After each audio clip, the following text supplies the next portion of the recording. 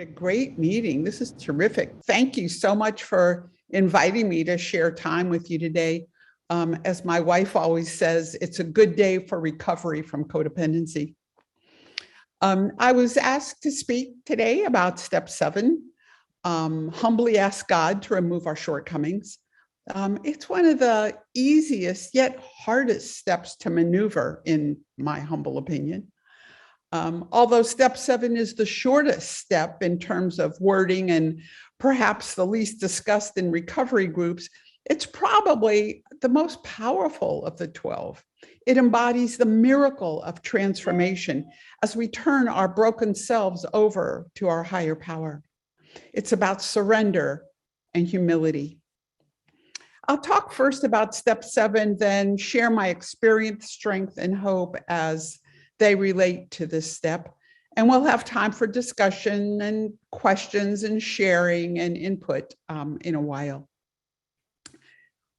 When I've asked my sponsor and other smart people why we need humility, I get the same response: so that we can honestly recognize the severity of our character defects, because we tend to deny or at least minimize the pain they inflict. Unless we take a humble approach, it's too easy to underestimate the severity of our character defects, which I also call my defaults.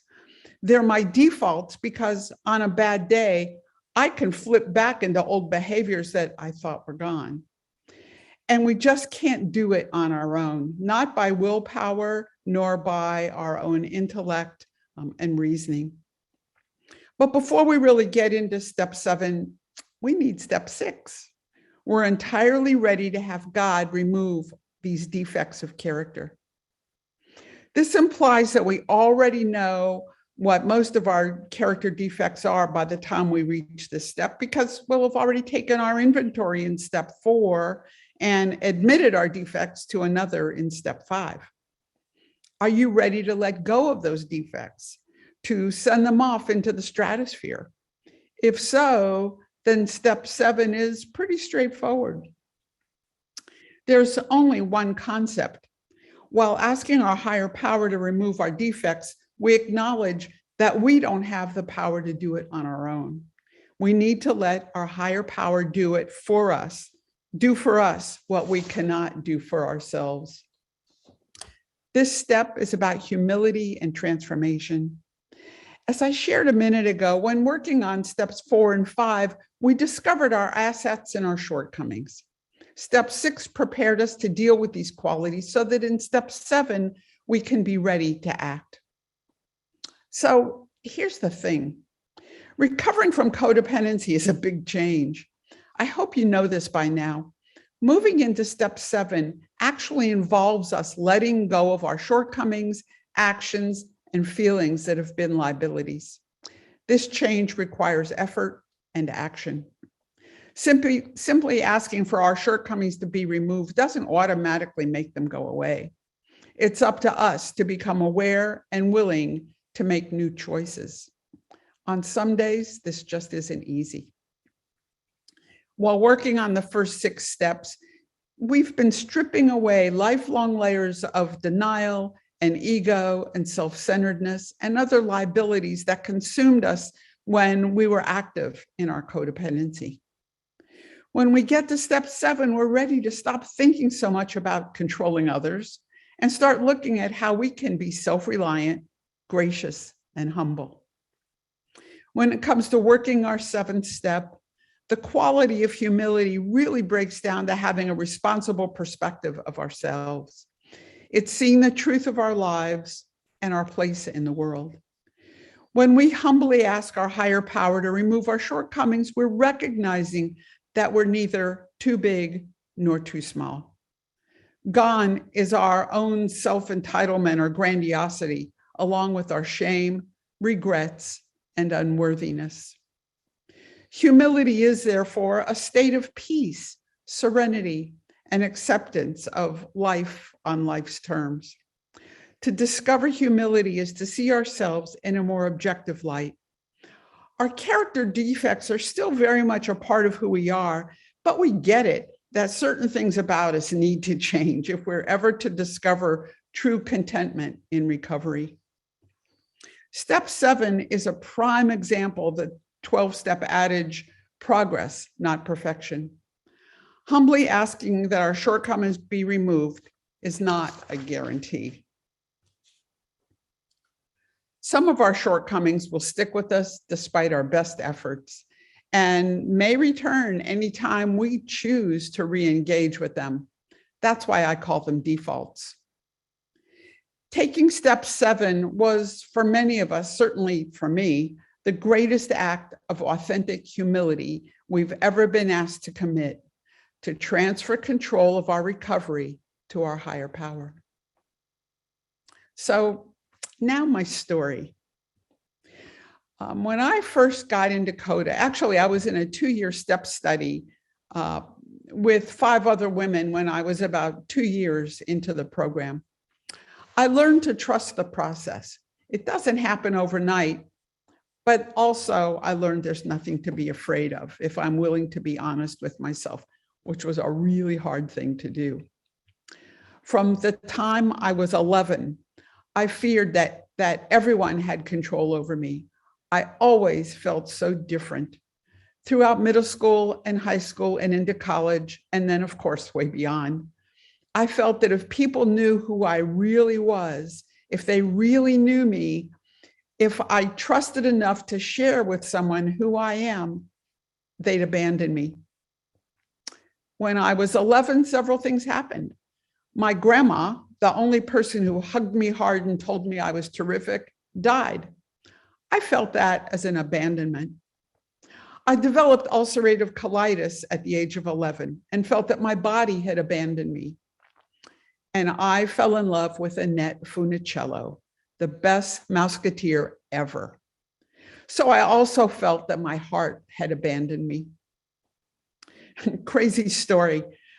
From that time and every new school year, I chose a girlfriend. Oh, she never knew. I'd make her my best friend for the school year, then break up with her as school let out for the summer. She didn't know we broke up either. I did that every year from the 5th grade through the 12th grade. I dated one boy throughout that time. And in high school, we would double date with my girlfriend and her date. I pretend that my girlfriend and I were on a date. It was quite painful. And of course, I felt that every one of my girlfriends abandoned me at the end of the school year, though, of course, they had no idea. I hid who I was, never acted on my feelings, regardless of how painful it was to pretend all the time. And the colitis prevented me from feeling free in my own skin. I couldn't trust that my body wouldn't betray me in some embarrassing way.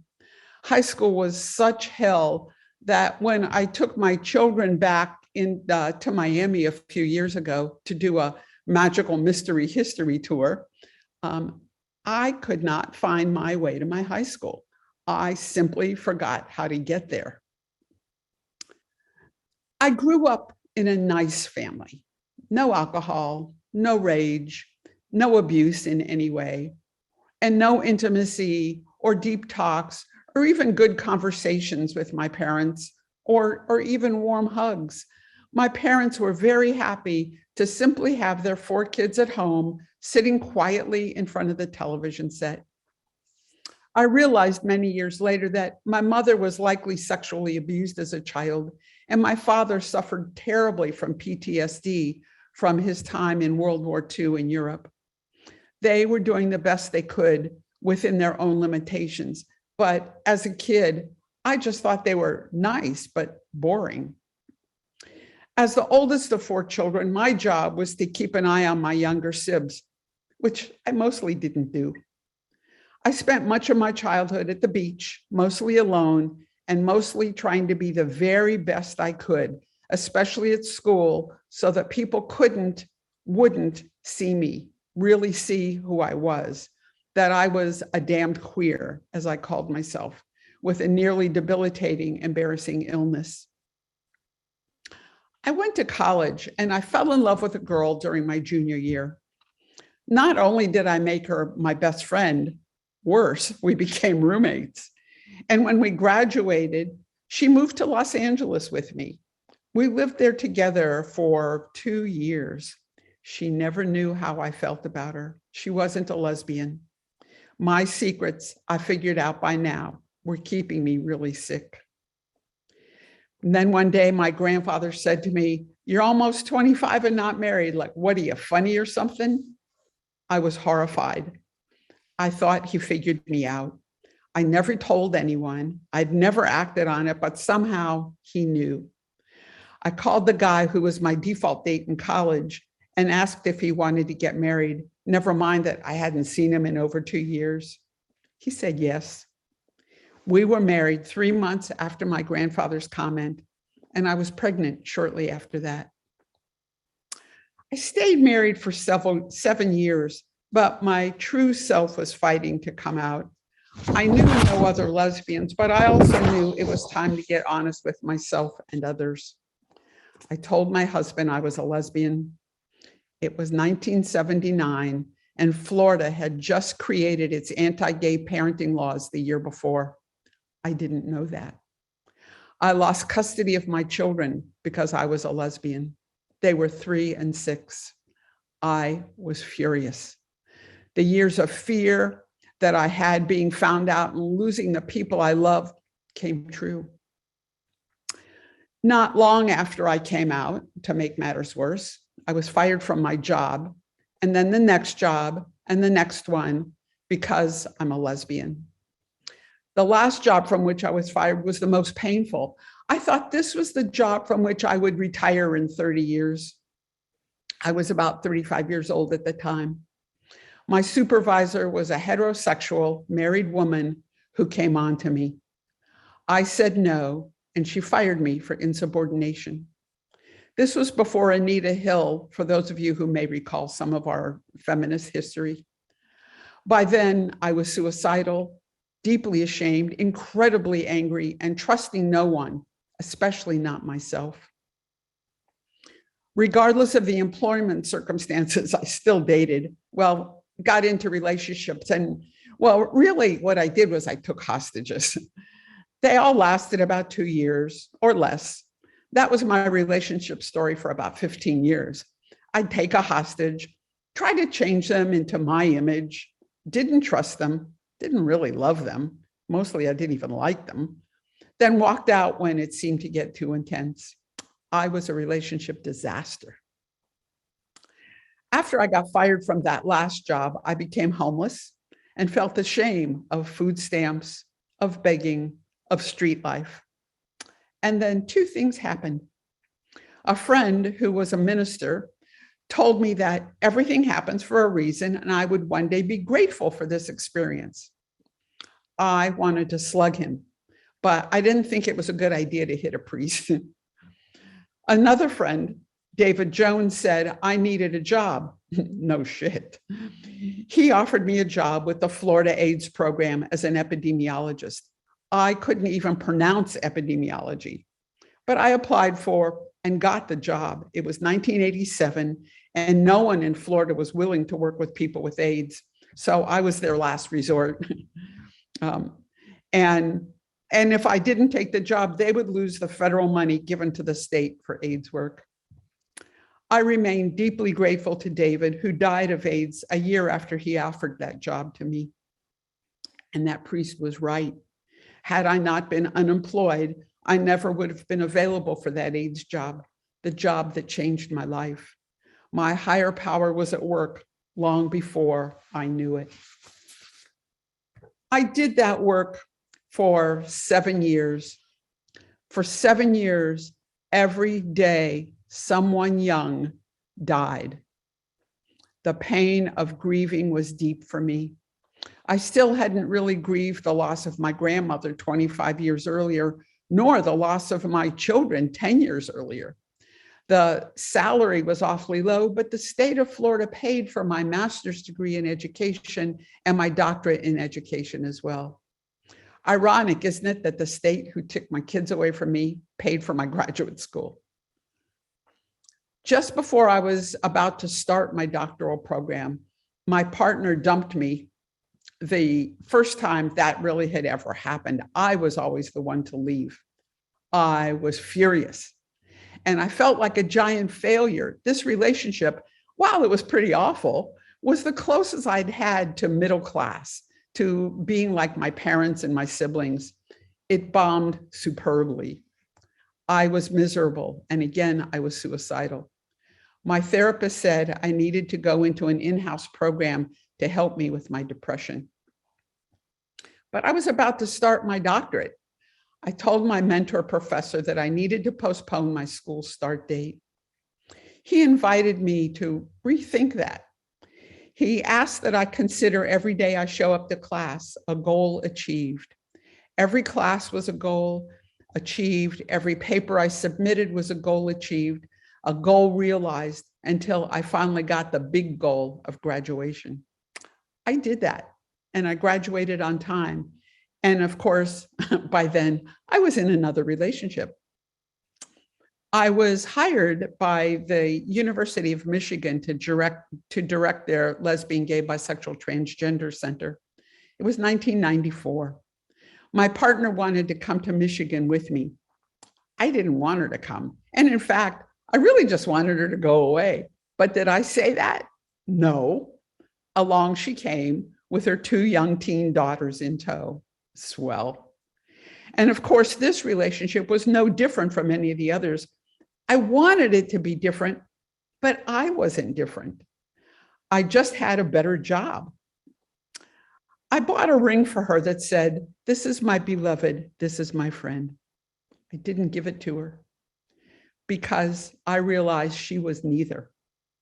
Somehow I decided that I needed to be my beloved and I needed to be my own friend. She and I broke up, of course, nearly 2 years to the day. While working in higher ed, I was afraid that my colleagues would think I was a fraud. My self-esteem was still in the toilet, and I knew if my colleagues found out my truth, they'd know I was a fraud.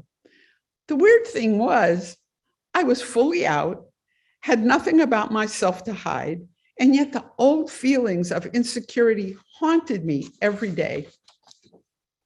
So I wrote more articles, wrote more books, created more studies, and did more outreach, more research than anyone I knew. A classic workaholic. I was the epitome of the practitioner professor, doing more, writing more, accomplishing more than anyone else I knew. Was it enough? No, of course not. I was hired by UCLA to direct their LGBT center and as a professor in the Graduate School of Education. I'd been to campus only 2 months before. I'd been to campus only 2 months before I was in yet another relationship. And if I thought I was controlling, this woman was a pro. She was an entitled, well-known breast cancer researcher who told me nearly daily that her job was important and mine wasn't. Even my father gave my siblings and me that same message, that we weren't important.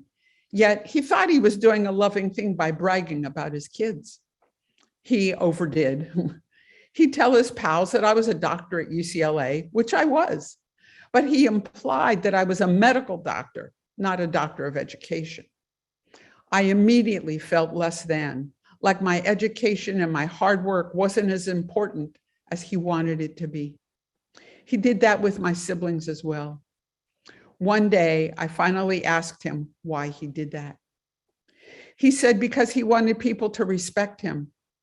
Respect him? He thought he'd gain respect by elevating his children. I began to understand why he did so many things like that throughout my lifetime. He wanted and needed respect, but had no idea how to go about getting to that place. And it spilled over onto me and my siblings. Ironically, so many people did respect him. He just didn't respect himself. Anyway, back to the relationship. I left again. I simply couldn't stay with someone who treated me like shit.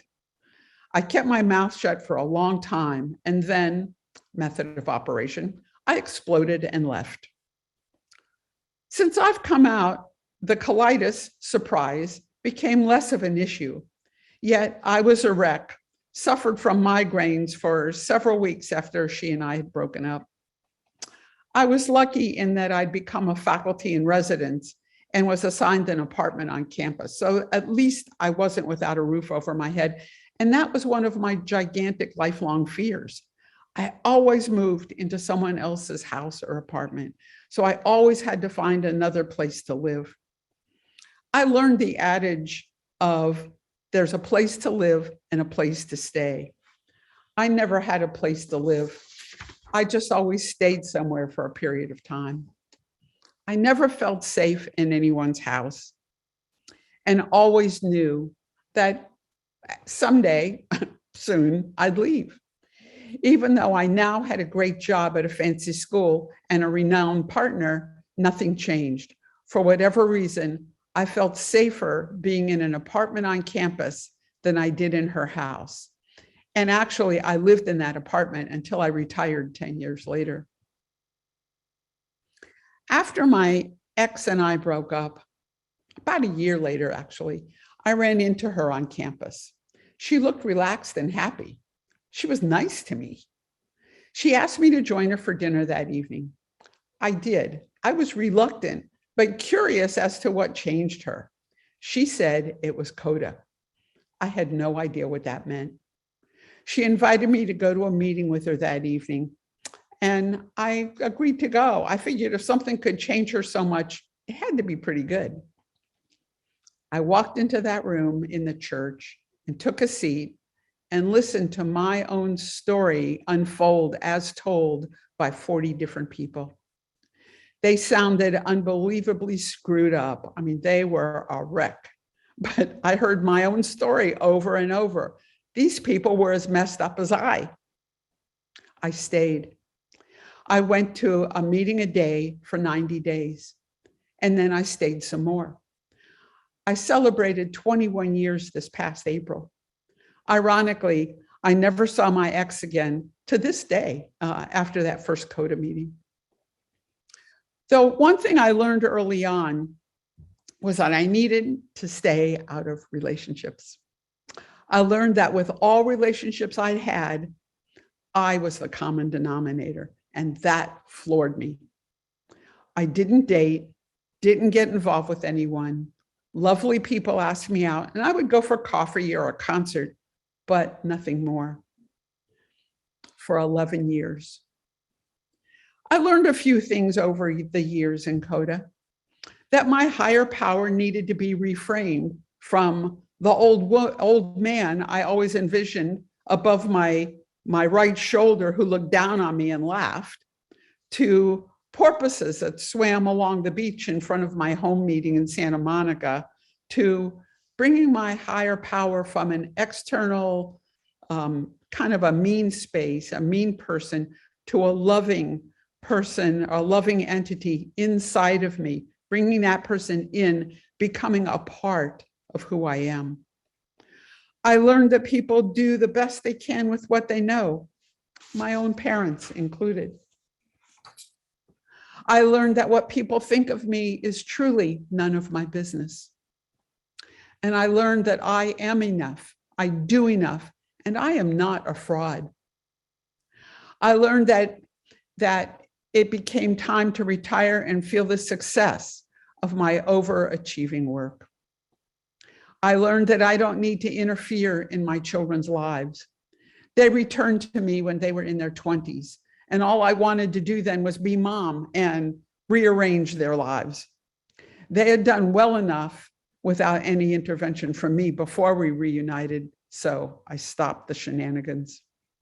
As a result, my relationship with them today is loving and kind, respectful and sweet. We even joke that we're good today because I didn't have them for puberty and they didn't have me for menopause. And I have 4 wonderful, creative grandchildren. I learned that my character defects don't just disappear. And that's why I call them defaults. When in panic or fear or anger, it's way too easy for me to revert back to those shitty places, to my defaults. But the gift of this program is that when I feel myself falling back into a default place, I can stop, feel about what's really going on, and change directions that's based on my program. That's my higher power working in my life. I retired in 2010. Shortly before that time, I had a speaking engagement at a CODA meeting in Palm Springs. It was 2009, and I had 8 years of CODA under my belt. There was a woman sitting in the group who looked so pathetic. I learned that her wife of 25 years had just died. My default, which was going full tilt boogie, was to dive in and rescue her because that's what I've always done. Perhaps take a new hostage. I hadn't had one in an awful long time. But my CODA-ized self said, whoa, that is not what we do anymore. And so I did nothing. Ironically, 2 weeks later, she called and asked me out. I respectfully declined, but said I'd be happy to go hiking with her instead. We became hiking buddies for the next 2 years, sharing our stories, enjoying our company without any entanglements. I sensed deep down in my heart that this was my person. I waited this long, I could wait longer. We started officially dating in 2011 and were married in 2016. And my wife just celebrated 38 years in AA. The foundations of our relationship include our powers higher and the spirituality of our 12-step programs. My life is so peaceful, so gentle today, and so grounded in safety and in love. There are so many things today for which I am just incredibly grateful. I'm grateful for this program and for the people, you, who journey with me along the way. I'm grateful that my children return to me and that we have such sweet relationships today. I'm grateful for my family of origin and families of choice. And I'm grateful beyond words for my wife, Kelly. And I'm really grateful that texting hadn't been invented before I found CODA. Too many of my sponsees and others in CODA talk about how they're waiting for or sending texts, which usually get them into trouble with someone. And I would have been right there with them. I've learned to be teachable, to listen with interest instead of trying to figure out what I'm going to say next without listening to what someone else is saying. And I've learned that today, this moment is all that I have. So I try to make the very best of it. And this is especially important for me today since I'm 75 and I've lived far more days than I have left. My primary character defects, my defaults, are diffused today. I may have moments when one or two raise their ugly heads, but I can stop and take time to review what's going on. Is the chaos internal or external? If external, which is rare, I can address the issue with another without accusation or resentment. If internal, I can peel that onion and deal with the issues that are causing me to feel whatever it is I'm feeling in the moment. I couldn't rush through step 7. Humility is a sense of our own humanness. If this is your first experience in the 7th step, this may be the point where you finally feel a sense of compassion for yourself. It's deeply moving to realize for the first time that we're truly just human and just doing the best we can. With this knowledge about who we are, we also realize that we're doing our best and so are others. We feel a real connection with others, knowing that we're all subject to the same insecurities and failings and that we all have dreams for the future. The role of humility introduced in this step is a key to much of the working of the program. Humility, seen as self-acceptance, is an attitude of acceptance of one's humanity, and it's related to the 7th promise. I am capable of developing and maintaining healthy and loving relationships. The need to control and manipulate others will disappear as I learn to trust those who are trustworthy. Just remember to take it one day at a time. Nobody grows overnight. If we did, the journey wouldn't be half as rewarding. In my experience, my higher power has never left me empty-handed. Everything I've lost has been replaced with something better. Just to finish up my talk, removing our character defects and emphasizing our character attributes is a lifelong journey, but it's something for which we should be thankful. It means that every single day opens the door for further self-improvement. It means that we're never finished growing unless we stop trying.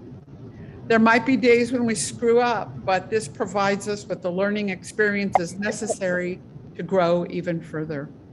I'd like to end my talk then with the seventh step prayer. My Creator, I am now willing for you to have all of me, good and bad. I pray that you now remove from me every single defective character which stands in the way of my usefulness to you and others. Grant me strength as I go out from here to do your bidding. Amen. Thank you all for your patience and for listening. And we'll take a break now. And when we come back, I want to hear your shares. So thank you.